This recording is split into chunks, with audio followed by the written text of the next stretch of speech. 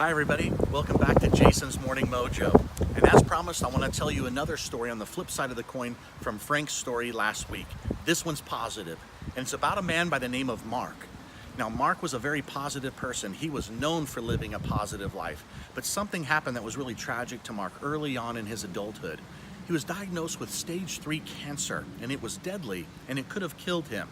So through treatment, positive thinking, and his family helping him, he was able to beat it. He went into remission from cancer. Well, one thing happened while Mark was in the hospital. His family and friends started a GoFundMe account. So they're dumping money into it because, heaven forbid, if something were to occur to Mark, it could be tragic, and they want to make sure the family was taken care of. Well, when he got out of the hospital, family and friends asked everyone, do you want your money back? And they said, no, we want to fulfill Mark's dream. Now, this is amazing. See, Mark's dream was to climb Mount Everest. He's an avid mountain climber. His father was good at it. His grandfather was good at it. He was good at it. So he wanted to do it. So this was awesome. This gave him a chance to do so. Now, traveling to Everest, that's not a 1 or 2 week trip. As most of you know, this takes months and a lot of preparation.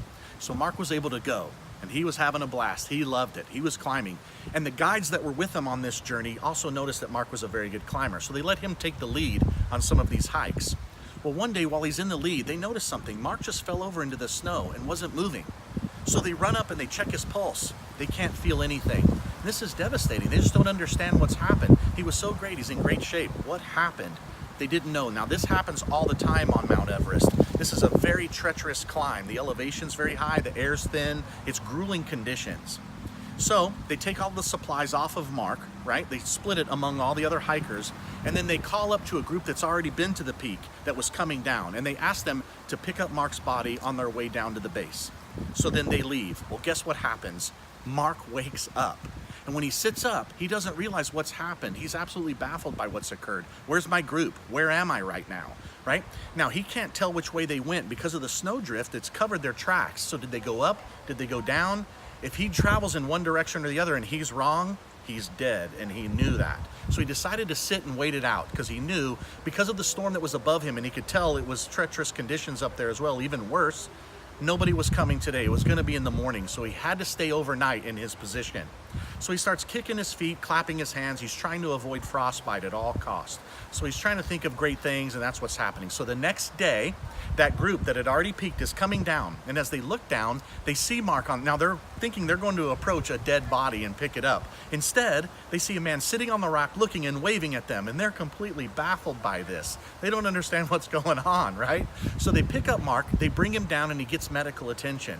So it turns out Mark has a rare blood disorder. And what it does is it slows his heart so much that you can't feel a pulse, but he's still alive. So with a simple pill, it's able to fix it and bring his heart rate back to normal. So there's no issue there. The other thing was they just couldn't believe that Mark had stayed overnight at that elevation with no water, food, oxygen, or shelter. And it turns out Mark's the only man in history ever to do that. And this just baffles the scientists and doctors. They don't understand it. So they ask him, how did you do it? And Mark says, you know what? I just don't know, but I can tell you this. I didn't let cancer take my life.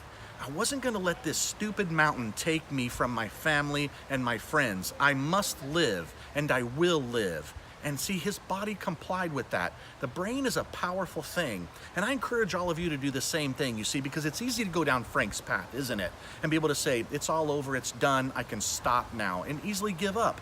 Or you can think positively like Mark and achieve those great things and amazing things. And here's the greatest part about Mark's story. A few months later, after Mark had gotten better and recuperated, they sent him back to Everest, and he actually went all the way up to the peak, to the very top, and was able to celebrate that climb. So that's a huge achievement for Mark. But I encourage you guys again to do the same thing. Think positive, keep in that positive mindset, and great things will happen to you as well. So thank you so much for staying tuned, guys. I appreciate you listening to the story, and we'll see you again soon.